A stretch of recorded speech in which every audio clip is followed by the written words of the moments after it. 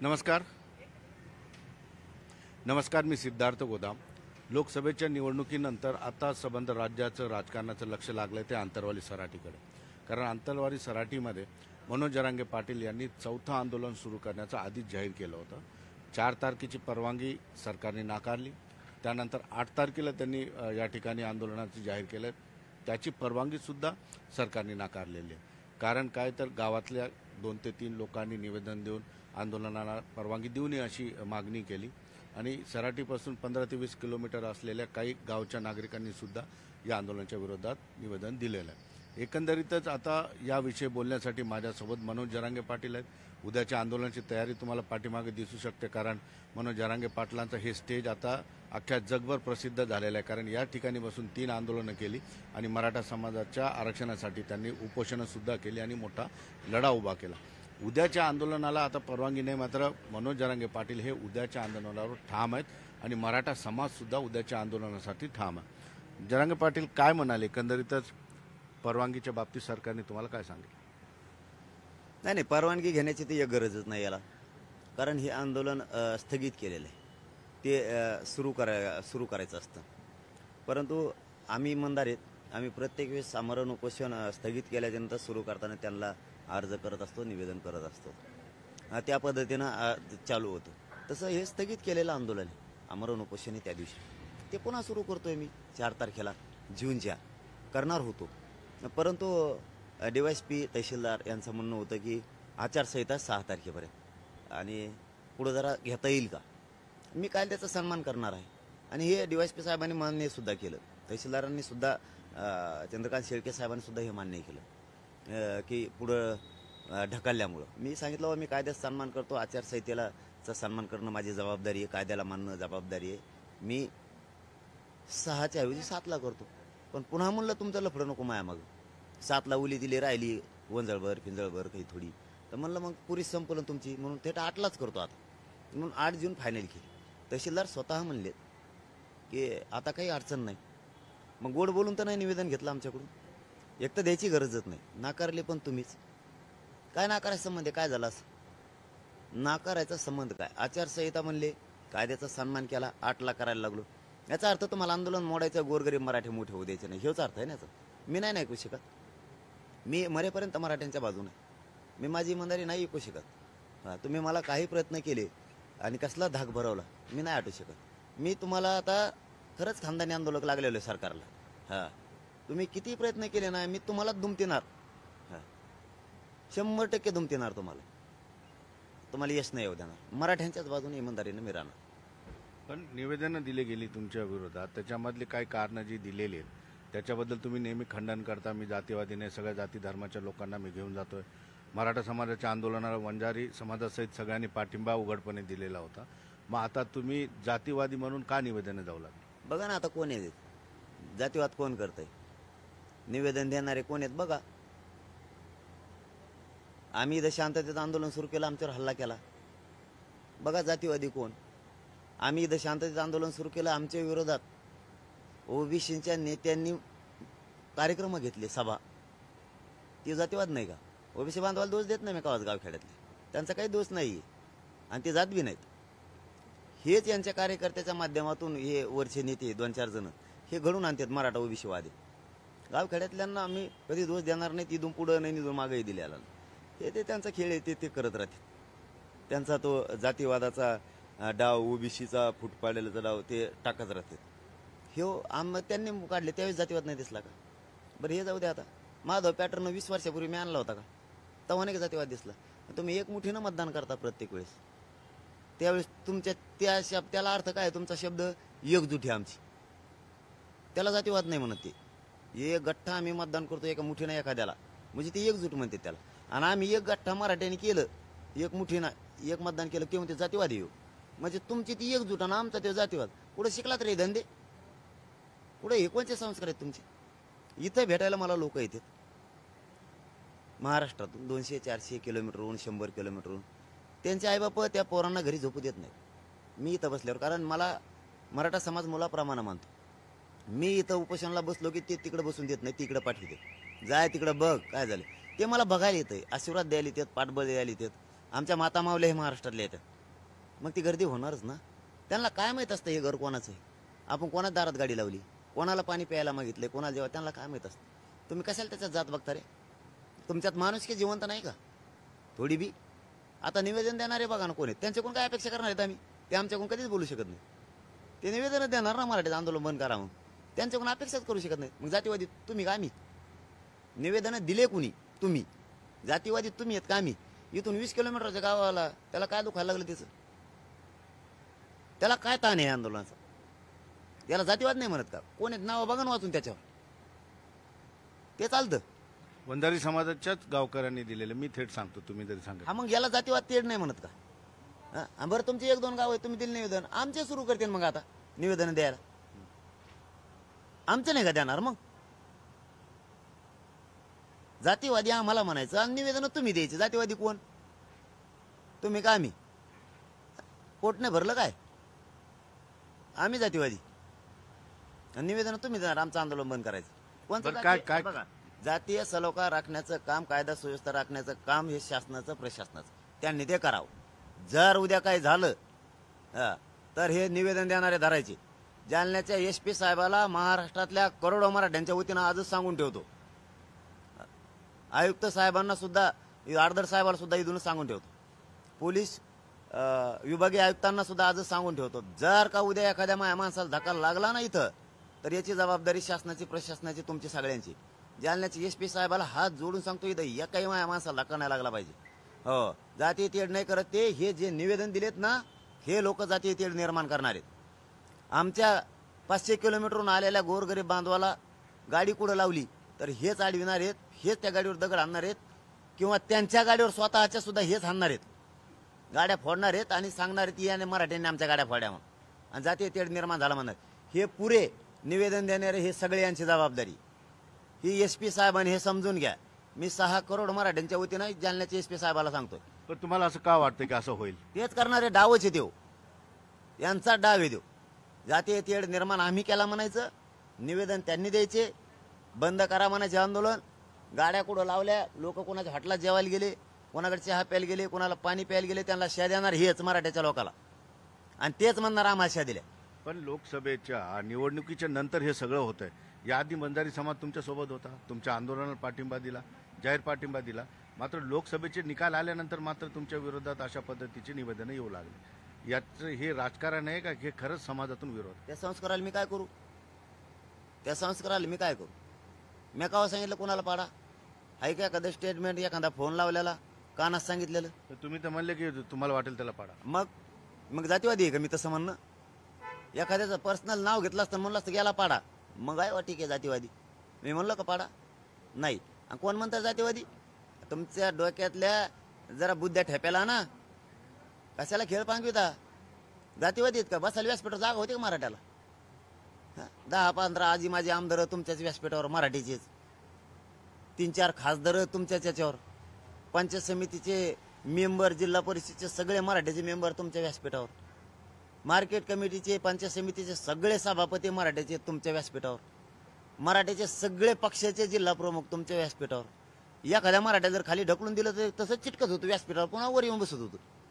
इतके मराठे तुमच्याकडून, त्या जातीवाद म्हणतात का रे?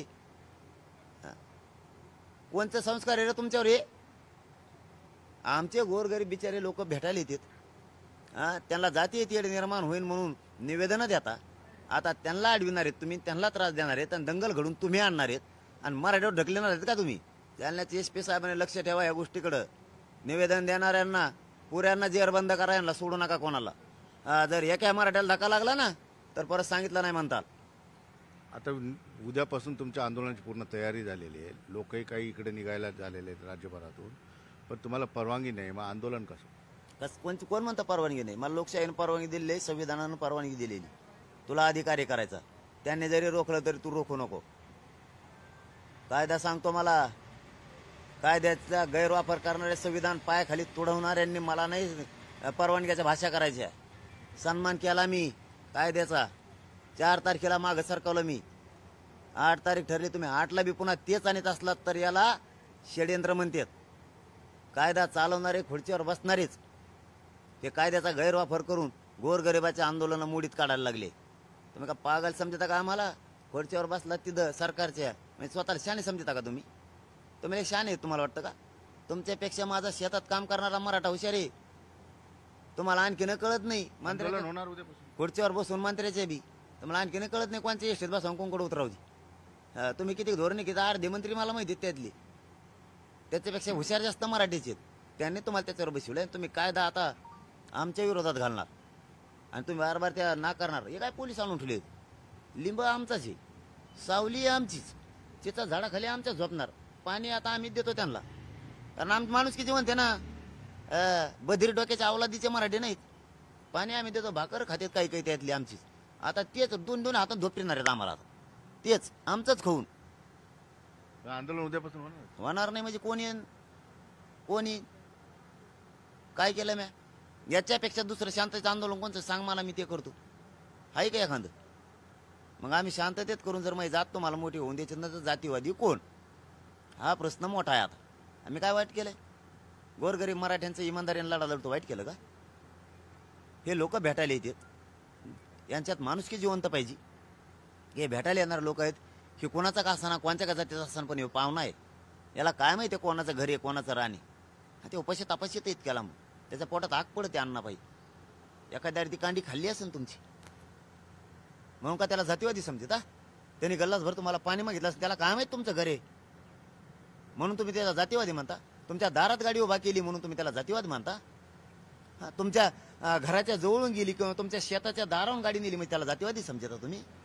त्याची गाडी फोडणार तुम्ही? त्याला शिवाय देणार तुमच्या गावातून आला म्हणून? तुमचं एखादं आंदोलन दुसरीकडे सुरू असलं तुम्हाला नाही जावं लागायचं तिकडं मराठ्याच्या दारातून? कोणचे माणूस की सांगता रे? कोणा शिकवता पुरोगामी महाराष्ट्र तुम्ही? तुमचे नाही का जाणार कुठं आंदोलनाला? त्यावेळेस मराठी असेच वागणार का तुमच्या संघ? आम्ही नाही असले बघा तुमच्यासारखे. आमच्या माणूस क्या जिवंत आहे आता. आम्ही नाही बघा तुमच्यासारखे असले. आंदोलन बंद करन, कुठं काय करन, आमच्या गावातून येऊ नको, त्रास होतो. काय त्रास होतो तुला? कोणता त्रास होतोय? काय त्रास आहे? कंपन्यात काय इकडे लिहितो आहे? 40 कंपन्या टाकल्या, तो आलं नुकसान व्हायला लागलं. तू सोयाबीन पेरलं तू, आणखीन उगलं नाही आणि तो नुकसानीची भाषा करायला लागला आम्हाला. पोलिसांच्या परत फौजफाटा दिसायला लागलेला आहे. इथं SRPF आहे, राईट्स कंट्रोल म्हणजे दंगल नियंत्रण करणारे CRPF. मग बरोबर आहे ना, गृहमंत्र्यांनी आधीच सांगितलेले आपल्याला दंगल घडवून आणायची, तुम्ही आधीच जाऊन थांबा. मराठ्यांच्या एकदा आंदोलन सुरू झालं की तुम्ही फिरत तिकडं गाड्या यायला लागल्या की फोडा. तुम्ही निवेदन देणाऱ्याला सांगून ठेवलेलं आहे, दिलं ना 20 किलोमीटरवरच्या गावकऱ्यांनी निवेदन. त्यांना सांगितलं फोडा गाड्या म्हणून, आणि सांगा तुम्हीच म्हणा आंदोलन तर उद्यापासून होणार. कसं काय नाही होणार? असलं खोटं केल्यावर तर मग मी लय कलाकार आहे, मला असलं जमतच नाही. मग मी पण स्वाभिमानी आहे ना, म्हणजे आम्ही कायद्यात सन्मान करायचा आणि आम्ही 8 तारीख घेतली. प्रशासनाला नाही का कायद्यात सन्मान करायचा? तुम्ही त्या खुर्चीवर बसलात म्हणजे काय तुमच्या पद्धतीने कायदा चालवायला लागले का? तुम्ही बधीर समजता काय आम्हाला? तुमच्या पद्धतीने चालवायला काय कायदा तुम्ही? जसा पाहिजे तसा काय करेल देवेंद्र फडणवीस? पुन्हा आमच्या आई बहिणीचे रक्त सांडील काही इथंच बसलो ना. आज तरी बाहेर जायचं होतं, मी जातच नाही आता. इथंच आहे बसून, तुला काय गोळ्या घालायच्या, काय हल्ला करायचा कर. पण फडणवीस साहेब एक ध्यानात ठेवा, तुमच्या आयुष्यातली इतकी भयान चूक असेल, डबल जर हल्ला केला तुमच्या स्वतःच्या जिंदगीवर स्वतः थोकणार तुम्ही. इतका पश्चाताप तुम्हाला मराठी ध्यानात राहू द्या माझा शब्द. तुम्ही आता मराठ्याचं नाराजी अंगावर नका घेऊ. ही रोज तुम्ही अंगावर ओढून घेऊ नका. आता तुम्हाला हे परवडणार नाही आता. कारण मराठ्यांचं वाटोळं करायला तुम्ही इतकं त्वेषानं बाहेर पडलात. तुम्ही जे गट पाडायला लागलात, तुम्ही ज्या पत्रकार परिषदा आमच्यात लोक फोडून घ्यायला लावा लागलात तिकडे मुंबईत नेऊन, तुम्ही हे जे लोकांना निवेदनं द्यायला लावा लागलात गावागावात, आता आमचे बी देतील निवेदनं. आणि त्यांच्याकडून अपेक्षा नाही करत आम्ही ते आमच्याकडून उठतील म्हणून. आम्हाला माहिती आहे ते पहिल्यापासूनच विरोधात येत, पहिल्यापासून येते पिढ्यांना पार. काय हरकत नाही, माझं सगळं संघर्ष करायचा तयारी. फक्त आयबीएन लोकमतच्या माध्यमातून माझी मराठा समाजाला विनंती, आपला समाज हे शेतीवर अवलंबून आहे. आणि आता पाऊस पडल्याला सगळ्यांनी शेतात कामं करायची. एकाही मराठ्याने काम सोडून अंतरवालीकडे यायचं. कारण आपल्यात मन आहे जुनी. कुणी जर वारलं मेलं एखादं तर आपल्यात मन आहे मड झाकायचं पण पेरणी करायची. कारण एकदा पेरणी योग्य वेळेत झाली की ती काळ्या आपल्याला वर्षभर पोटाला धान्य देते. आपलं मराठा समाज त्याच्यावर जिवंत आहे. आपला मराठा समाज त्याच्यावरती मोठा होतो. आपल्याला पोटाला लागतंय, देशाला पोटाला लागतंय. तिकडं तोटा होता कामा नाही. शेतीचा. इकडे एका नाही इकडे तुमचा मुलगा म्हणून महाराष्ट्रातल्या सगळ्या मराठ्यांचा मी खंबीर इथं लढायला. तुम्ही काळजी करू नका त्याचे. काम बुडून एकाही मराठ्यांनी इकडे यायचं नाही. याचा अर्थ असा नाही की मी तुम्हाला येऊ देत नाहीये. काम बुडून यायचं नाही. सगळ्या कामं आधी करून घ्यायचे, पेरणी क्लिअर करून घ्यायची, आपले काय बी भरण्याचे सध्या दिवस आहेत ते सगळं क्लिअर करायचं. शेतात पाळ्या घालायचे दिवस आहेत सध्या पेरणीचे दिवस आहेत, त्याच्यामुळं ट्रॅक्टर शेताईने सुरू आहेत ते काम आधी करायचं. कारण आपण उदारनिर्वाह आपला त्याच्यावरती चालतो. ह्या आरक्षणामुळे आपले लेकरं मोठे होणार आहेत, पण त्या शेतीमुळे सुद्धा आपले लेकरं मोठे होणार आहेत. एक एकूण खड्ड्यात जातो आणि एक एकूण उचलतो. चारही बाजूने मराठ्यांनी इथून पुरं बॅलन्स ठेवत जायचं, एकजूट बी राहायचं, एकमेकाला साथ बी द्यायची, एकमेकाच्या सुखादुखात बी जायचं, शेती कसायची, नोकरी पण करायची, समाजाला लागतंय ते आरक्षण पण घ्यायचं. इतकं प्रगल्भ विचाराचं व्हायचं. हा, ते किती चतुर आहेत, आपण महाचतुर आहेत त्यांच्यापेक्षा. त्याची नाही काळजी करायची. तुम्ही आहे खंबीर इथं, तुम्ही काळजी करू नका. काय करत नाहीत महा आणि करू द्या. काय केलं तुम्हाला आजच सांगून ठेवतो. हे मला उचलून नेतील, नाही तर इथंच हाणतील, मारतील. माझी इथं बलिदान द्यायची तयारी तुमच्यासाठी, मराठ्यांसाठी. उचलून नेलं जेलात नेते, जेलात आमरण उपोषण सुरू राहणार शब्द आहे माझा. तुम्हाला कुठं नाही द्यायला सुट्टीच नाही. त्यामुळे तुम्ही कसलं टेन्शन घ्यायचं नाही. आपल्या शेतीचे कामं पूर्ण करायचे आधी. शेतीचा लॉस होता कामा नाही. पण उपोषण उद्यापासून 9 वाजल्यापासून. उद्या 8 तारखेपासून 10 वाजल्यापासून आमरण उपोषण अंतरवाली सुरू होणार म्हणजे होणार. ते कोणी रोखू शकत नाही आणि ते धाडस कोणी करू सुद्धा नाही. ते जर केलं समाजाचा रोष सोपा नाही. दुसरी गोष्ट सरकारला परवडणार नाही. जर आता शहाणे झाले तर बरं, नाहीतर पुढं मात्र तुमचा कार्यक्रम होणार. सरकारला तुमचा काय मेसेज आहे? उद्याचं आंदोलन कसं टाळता येईल? तुम्हाला काय सांगायचं सरकार? सगळे सोयऱ्याची अंमलबजावणी द्या. 5 महिने झाले वेळ दिला आणि किती द्यायचा? 10 महिने देशातलं पहिलं आंदोलन असं सुरू आहे देशातलं आणि इतक्या शांततेत. मराठा आणि कुणबी एकच आहे. कायदा पारित करण्यासाठी आधार पाहिजे. तुम्हाला 63 लाख नोंदी सापडल्या. किती का आधार पाहिजे? केसेस मागं घेऊ म्हणले होते तर लाखांनी केल्या. त्या मागं घ्या. हैदराबादचं गॅजेट लागू करा. साताराचं हे गॅजेट, बॉम्बे गव्हर्नमेंट जे आपलं ठरलेलं आहे ते लिखित आहे, ते सगळं करा. मला राजकारणच नाही करायचं. नाही तर आता बघा ना, एवढं मोठं आत्ताच हे चित्र झाल्यावर किती हुरळून जाईल माणूस. ढगातच उड्या आणि खाली चालायचाच नाही जमिनीवरती. मला नाही देणं घेणं त्याचं. मला पुढेही राजकारणात नाही जायचं. मी सावध करायलोय. कळत आहे का शिंदे साहेबांना, फडणवीस साहेबांना मी काय बोलतो हे तरी कळत आहे का? मी तुम्हाला सावध करायलो. कोणी सावध नाही करणार. ते म्हणून आंदोलन भेंदोलन जाऊन तिकडे आता लागा. इकडे तयारीला आमदार मंत्री होते आणि पटांगला लेंडायचे तिकडे गाड्या घोड्या राहत्या मंत्र्याच्या त्यांच्या. सत्य सांगतोय तुम्हाला मी. असं वातावरण आहे, अशी लाट आहे. मी तरी उपोषणला बसवलोय. मी त्यांना सावध करायलोय. मी उपोषणला यासाठी बसायलोय की मला राजकारणात जायचं नाही, माझ्या समाजाला जायचं नाही. माझं ठरलेलं द्या. आणि तुम्ही जर ते दिलं तर हेच मराठी तुम्हाला डोक्यावर घेऊन नसणार आहे. हेच मराठी. तुम्ही ते करायचं सोडून काड्या करताय. याला भोड्यो त्याला भोड्यो काड्या करतो. काय करीन काड्या करून तू? फूट पाडीशील, दुसरं काय करशील? मी कुठं हटवतो तरी बी. आणि तू काड्या कवर करणार आहे? मी असा खोटा ठोकीन तो ट्रॅक्टरला सोल जरी बांधेन, सोलान जरी खोटा ओढिला तरी तुला वाढायचा नाही. इतका बेकार ठोकीन मग लोकसभा याला विधानसभेला. 288 उमेदवार देऊन सगळ्या जाती धर्म तुमचं एक बी निवडून नाही द्यायचं. मी मग भाषण करत नसतो नुसतं. त्याच्यावर आपल्याला वेगळं इंटरव्ह्यू करायचा इथंच आहे. बघितलं आपण की मनोज जरांगे पाटलांच्या आंदोलनाला परवानगी जरी नसली तर याच ठिकाणी उद्यापासून आंदोलन सुरू होईल. सरकारने गोळ्या घातल्या तरी चालतील, मात्र मराठा समाज आणि मनोज जरांगे मागे हटणार नाही याचा ठाम विश्वास या ठिकाणी त्यांनी बोलून दाखवला. सुधीर जाधवसह सिद्धार्थ गोदाम, न्यूज 18 लोकमत, अंतरवाली सराटी.